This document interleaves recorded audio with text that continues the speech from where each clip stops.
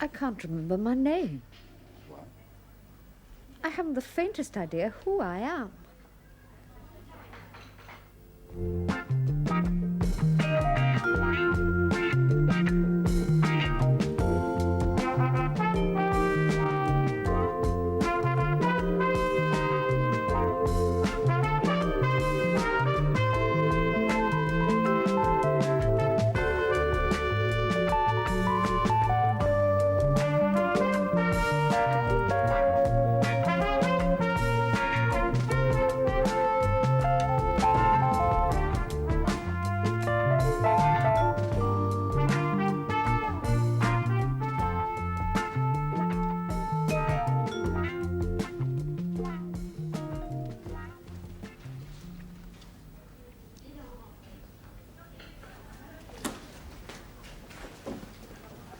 Leonard, here's your father.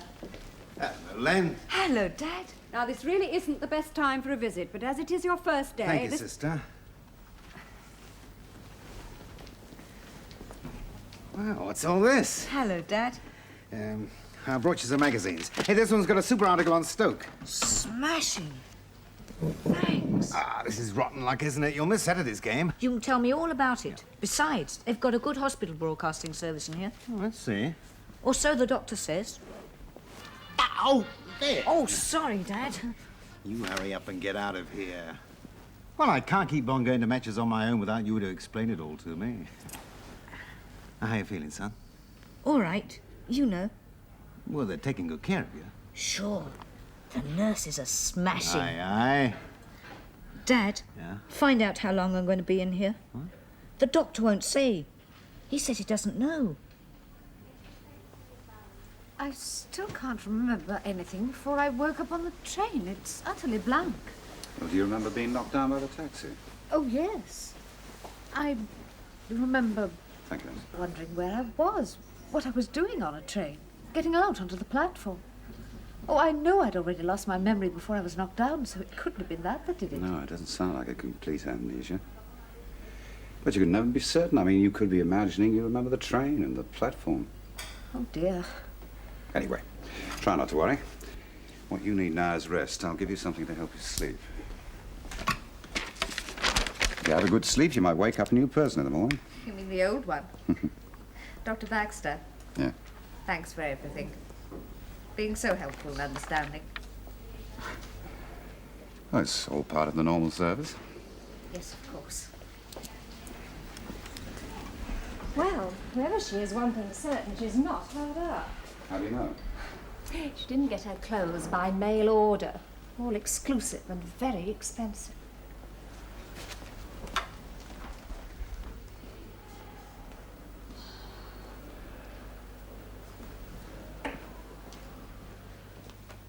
Can you manage?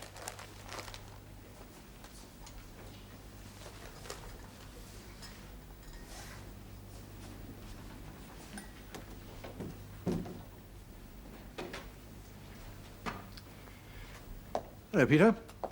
Oh, hello. About that Thorne business, Yes, I didn't exactly enjoy being ticked off in front of him. Well, it was hardly that. And you were being rather juvenile. I'm sorry, but I don't think I was. He came barging in as if he owned the place. When you do. Well, I know the proprietorship that you have for your wards and patients, which is a very good thing, as long as it's not overdone. well, he was pretty rude himself. Yes, perhaps. But next time you see him, pour a little oil.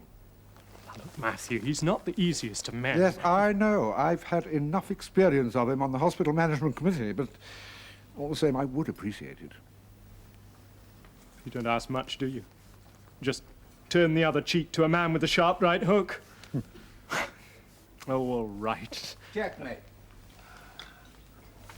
Ah, Bobby and Boris again. Well, I'd better go and have another look at young Leonard Tate. No, fine, fine. I will try and smooth things over with Thorne, if I'm to see much more of him. Well, after what I have to say to him this evening, I rather think you will.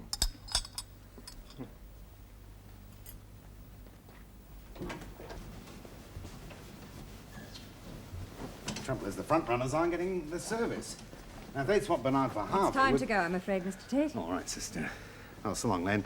Get well soon. Remember, while you're lying in here, that Ricky Harper's got your position in the team, and he's useless. He's not too bad. What? Well, he can't head a ball, though. Dad, you come and see me again soon. Of course, I'll come and see you. So long.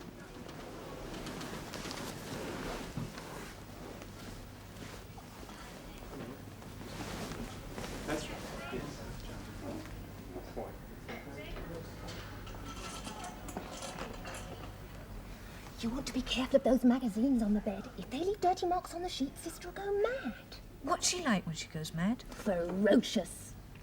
Now, where are we? Oh, yes, these are yours. How can you tell? They all look alike. They've got your name on. Come on, down with them. Then how long is he going to be in hospital? We don't know yet. Well, he is going to be all right, isn't he? He's an only child, Doctor. Well, it's a bit late for us to have any more now. Look, I've tried not to spoil him, but, well, he means everything to me. To both of us. Me and the wife. I mean, you get the son you're given in a manner of speaking, and that's that. But Len's the kind of son I would have wanted to have. Of course, the wife, too. She, well, Len's kept us together, really. Yes, I understand. I could see she loves him. Of course. Oh, I know she ever does it a bit sometimes, but No, she it's means perfectly well. natural. She gets a bit excitable, possessive, but she's a good mother. Well, Mr. Tate, I promise you we'll take very good care of Leonard. Yes. Watch out. Oh, Sorry.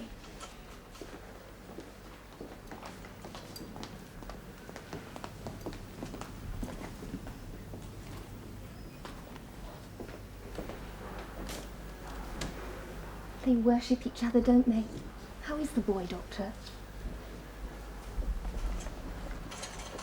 You'd like me to what? Come in as a part-time consultant. Are you being serious? Well, quite a number of GPs are doing it at other hospitals. Why me? I've seen your concern for your patients at first hand. You know, your medical reputation in this hospital group is very high. I know you're not one of those GPs who hasn't opened a book since he qualified 30 years ago. I like to keep up to date. Look, I'll be perfectly frank with you, Thorne. It's not merely your medical qualifications. It's a matter of personality. Oh, come off it. If you come in as a part-time ENT consultant, the majority of the staff will accept it cheerfully. Oh, yes, I know. There'll be one or two who'll make it quite plain that they're not very keen on the idea, but I think that you have the character and determination to overcome any such illogical resentments. I see. You want me as a sort of guinea pig, a thick-skinned guinea. I want you to make it work. Break through any barriers of reaction and prejudice. Open the way for other GPs to come in as part-time consultants. Oh, not just thick-skinned, armour-plated. You'd be doing them a great service. You go on like that, you'll talk me right out of it. All right. Well, listen, I wouldn't lift a finger to get some of my hidebound colleagues out of their rut. I certainly wouldn't do it for other GPs or for your hospital. To do it for the patients. Patients, well. Thank you. I am delighted. Now, don't you get too excited. I've just said I'll come here as a doctor, not a flaming diplomat.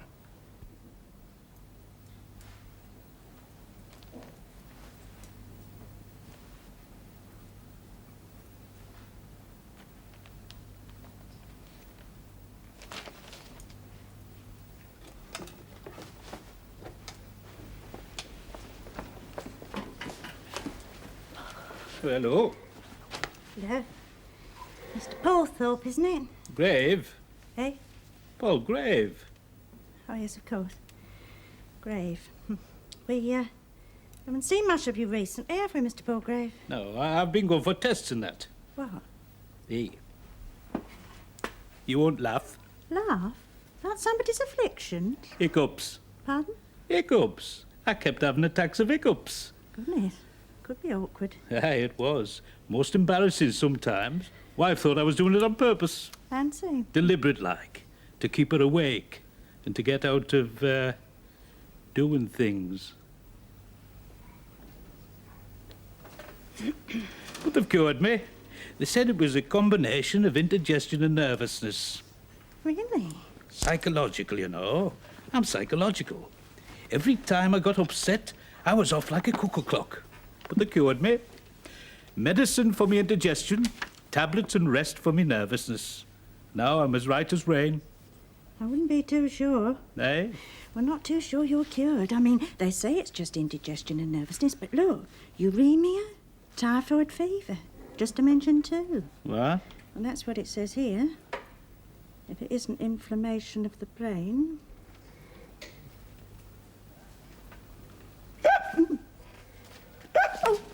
Nurse! Oh. Nurse!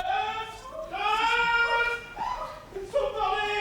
Take her! Take for me! Nurse! Up again, Mr. Palgrave. I was all talk. right till It's she all right, started forget it. talking to Don't me. try and I'll talk be there in a about minute, it. sister. I was only trying to give him some sympathy and understanding. It sounded like it. Well, I wanted to warn him not to get overconfident. I mean, his condition could be serious. It isn't. Look, Miss Finch, in future, please leave medical matters to me and keep your second opinions to yourself. Do I make myself clear? Yes, Doctor. Good. Now, Doctor, now you shouldn't let yourself get cross like that. You know, it's bad for your blood pressure. You carry on that way and you'll have a coronary before you're 40. And poor Mr. Miss Finch. Yes, Doctor. We must have a talk later. A long, serious talk.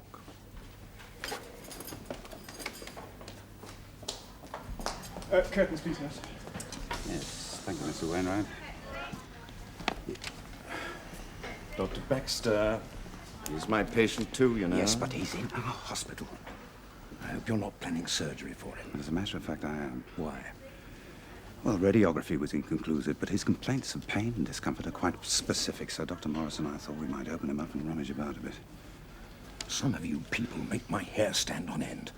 I hope to God no patient ever hears you say you're going to rummage around. But it's only an expression. It's an attitude of mind. Dr. Thorne, the patient, your patient, is now in our care. You are here purely as a matter of courtesy and to supply any additional background information we may need. Then why don't you ask me? Because I've read his report. All of it? Oh. Well, in that case, no doubt you know that this patient had an early history of several attacks of lichen simplex and related complaints and migraine. You had seen that. Then, of course, you were going to ask me whether he'd suffered from any psychosomatic illnesses, which, incidentally, he has. Well, of course, we would have had a further consultation before a final decision to operate, but his You're symptoms... backpedaling like a politician. What you need is a little more humility and readiness to listen, even to a mere GP, and a lot less inclination to take your scalpel to some poor unfortunate in order to rummage around a bit.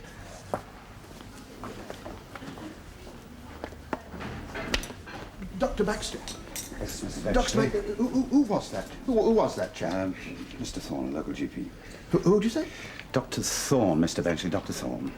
No, that's not it. No, you must have made a mistake. Of course I haven't. Why?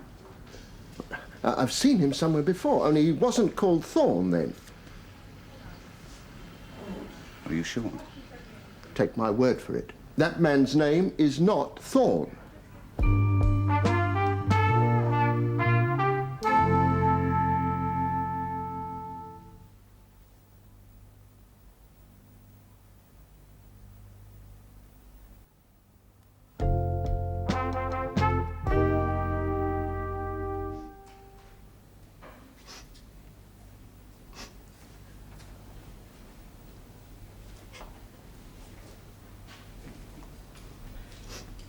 Morning, Miss Finch. Peggy. Good morning. Have you got a cold? Are you crying? Of course not. What's the matter? Shall I call Dr. Rich? Oh, no. Anybody but him. Why, what? And I was only trying to help. I was only trying to tell a patient something for his own good. And Dr. Rich gave me a terrible talking to. Me and my condition. You're not. No. Ill. He ought to know better. Him of all people. You leave him to me. I'll have a word with him. I'll tell him his fortune. But look you, Cassius, the angry spot doth glow on Caesar's brow. What? The angry spot. Oh, I'm sorry, I didn't realize it still showed. No, that's not hospital issue. Where did that come from? Oh, I had some money in the pocket of my suit. One of the nurses went out and bought it for me. Well, it's not bad. Well, I still can't remember anything about myself. I've tried. well, don't try too hard and don't worry about it. You say you had some money in your pocket? Yes. Well, was there anything else? What about a handbag? I don't think I've got it. Oh, I should have thought of that before. What sort was it? Black crocodile with a rose shape. Well, it's funny how I can remember things like that. Oh, no, but not... that's quite usual. Sister, check with casualty. If they don't have it, you could try the ambulance and the driver of the taxi or the police. Very good, Doctor. Oh, dear. I am putting you all to a lot of trouble. Oh, no. That's what we're here for. Well, I have to see some more patients now, but I'll be back again later. I know one thing about myself. What's that? I'm not married. You can't be sure. Well, now that we've finished our tests on Leonard, I'd like to discuss the question of treatment with you. Just a minute, come in, Doctor. Dr. Reed. Isn't Dr. Thorne supposed to be here? Well, he rang through to say he'd been delayed, but he'll be along as soon as he can. Let Dr. Armstrong get on with it, Will. I'm afraid Leonard has nephritis. His kidneys have almost completely ceased to function, and before very long, they'll have failed altogether. But why? What's the cause? Well, we don't really know. You see, the kidney is a very complex organ. Because if you knew the cause... I wish you'd stop wasting time talking about things you don't understand and concentrate on trying to find out what they're going to do for him. Well, Doctor? Well, hello, everybody. Sorry I'm late.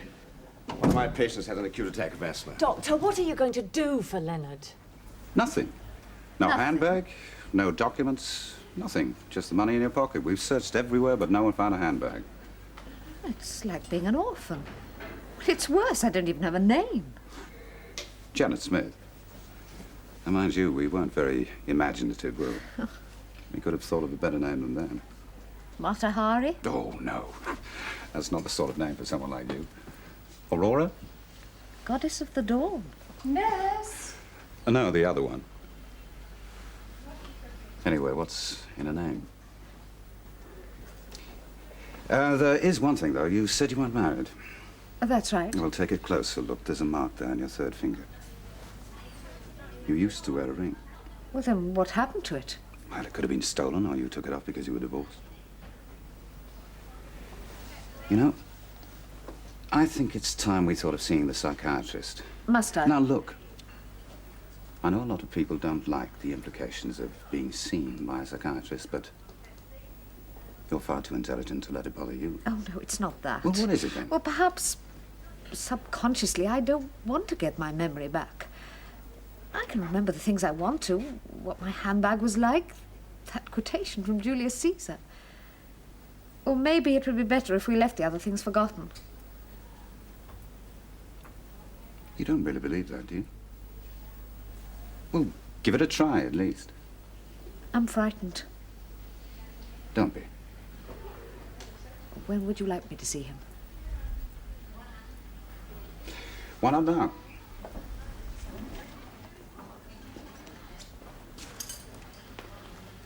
Ah, Nurse. Nurse, do you know who Aurora is? Or was? What do you mean, the ballet? Which ballet? Sleeping Beauty. Aurora is the princess who's woken by Prince Charming.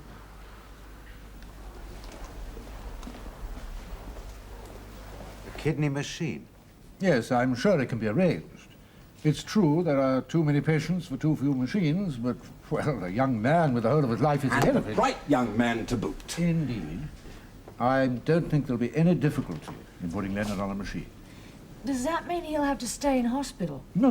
He'll come in at intervals and stay overnight. Haven't I read somewhere about people having their own personal machines at home? They're very expensive, and they need a specially equipped room of their own. But you can usually apply to a council for a grant to help with the building and plumbing costs. Lucky I have a good job, so we'll be able to manage. We'll manage anyway, somehow, but a machine.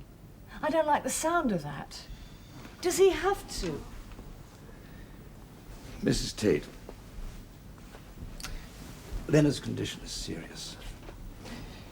Very serious. This machine is a matter of life or death for him. Without it, less than a week. But with it, a full life.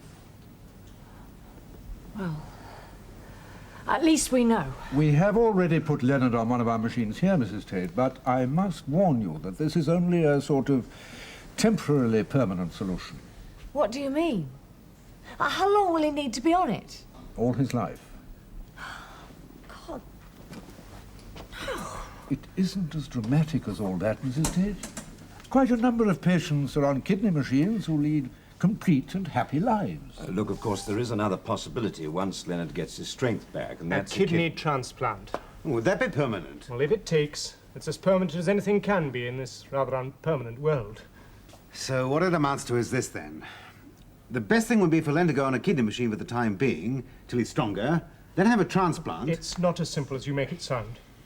A kidney transplant's not like having a tooth out. No, you see, the major problem is finding a kidney that the body won't reject. However... Look, before we go into this any further, I suggest that we have another opinion. I beg your pardon? Leonard's. After all, he's the main one concerned. He's bright enough to understand what it's all about. Suppose we ask him what he thinks. Good idea. Let's talk to him tomorrow, after Mr. and Mrs. Tate have had time to think it over. There's nothing to think over. Are you sure? Positive. It's not the sort of thing a man makes a mistake about. It's exactly the sort of thing a man makes a mistake about. Only I could remember where it was. But I'm absolutely dead certain the man I'm talking about is your Dr. Thorne.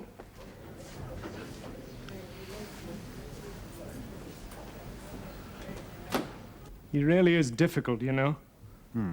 But a very fine doctor. Now, that doesn't make him any easier to get on with. He's got a monumental chip on his shoulder. Every time I held out the olive branch, he hit me with it. Thorne is not the most amiable man in the world, but he is worth an effort. Look, tell me what you think about GPs as part-time consultants. Well, that depends on the GP. Thorne's rather abrasive. Well, I better get moving. Medical subcommittee meeting in 5 minutes. And I know Parker Brown's going to ask me for more equipment for his intensive care unit. Why not give it him? They don't give cathode ray cardiographs for trading stamps.